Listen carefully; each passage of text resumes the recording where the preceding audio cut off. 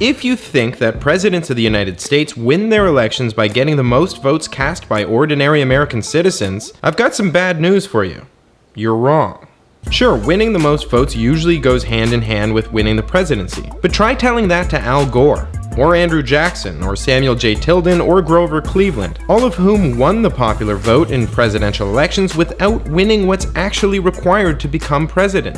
US presidential elections are actually indirect, which means that the vote you cast in November won't necessarily do anything to help your chosen candidate get elected. Electoral votes, the ones cast by the members of the US Electoral College, are what are actually counted to determine the next president of the United States.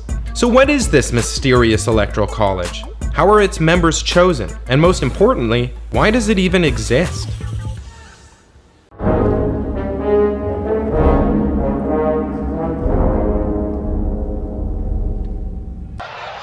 How are you?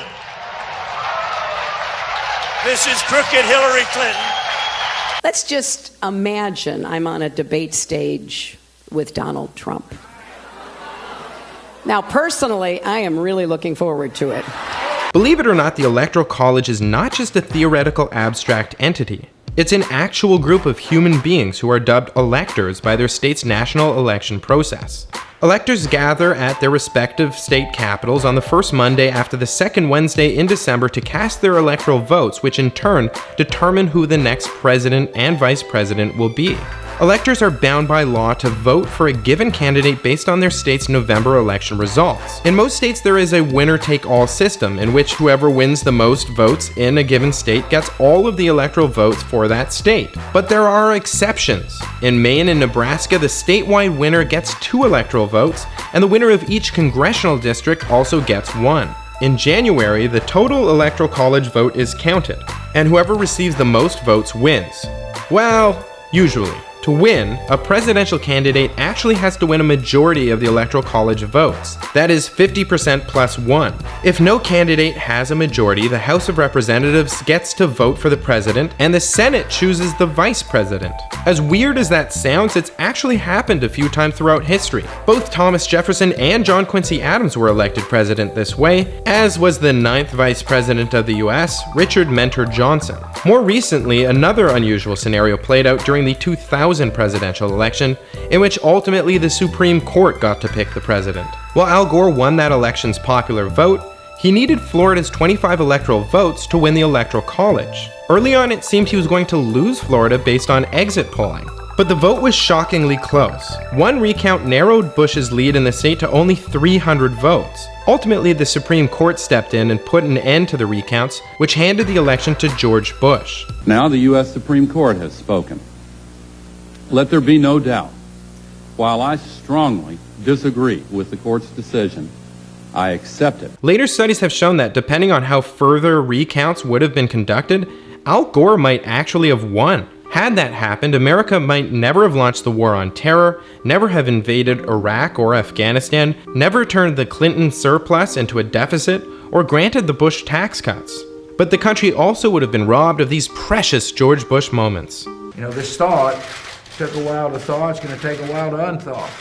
Too many good docs are getting out of business.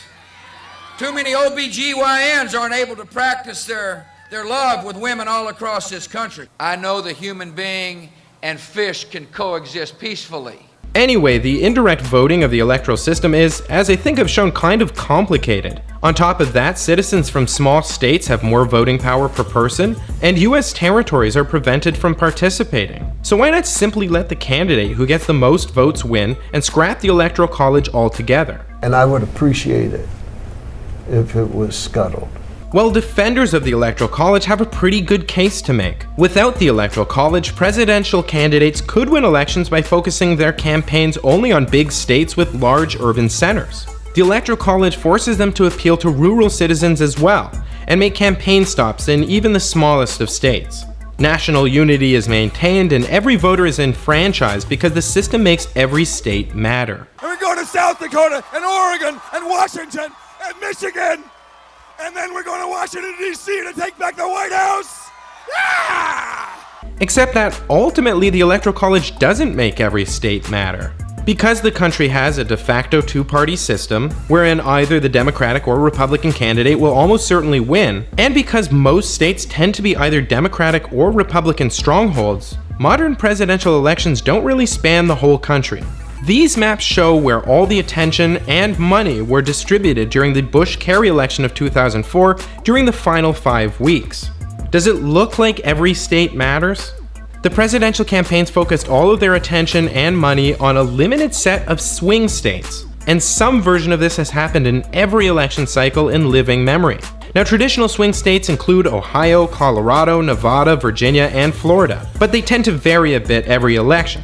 In the 2016 US presidential election, we don't yet know what the swing states will be. Although if you would like to know more about that, I could cover it in a future question time video, so let me know if you'd like to see that. In the meantime, let's look at a battleground state prediction map produced by 270towin.com. If you end up being in one of these swing states, you're likely to receive a bombardment of annoying campaign ads throughout the general election, but the trade-off is that your vote will matter. If you're in one of the solid blue or red states, chances are neither presidential nominee is going to do much to secure your vote. So while defenders of the Electoral College might say that a direct popular vote contest would push candidates to focus on larger states like New York, California, and Texas, the Electoral College creates a situation in which candidates focus on states like Ohio, Colorado, and Nevada. Either way, there's a concentration of effort, but with the Electoral College, the states that get all the attention don't even contain the most people. The Electoral College gives vastly more power to different voters depending on which state they live in.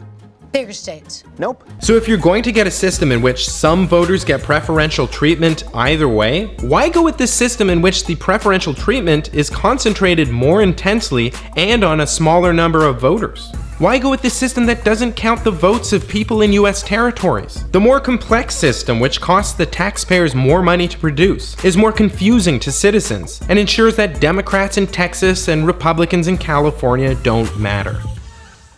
Thanks for watching, guys. Hit subscribe if you liked this video, and allow me to leave you with a few clips of people in the mainstream media pretending to know what the 2016 swing states will be without bothering to look at statewide polling. This is our CNN 2016 battleground map, and you see the yellow states. Those are states that we have by consensus here determined are toss-up states. I think the 2012 map will be the foundation for where these races will play out. Right now, our purple states are the ones here that have gone 2-2 in the last 4 elections, and they are Florida, Virginia, Ohio, Colorado, and Nevada.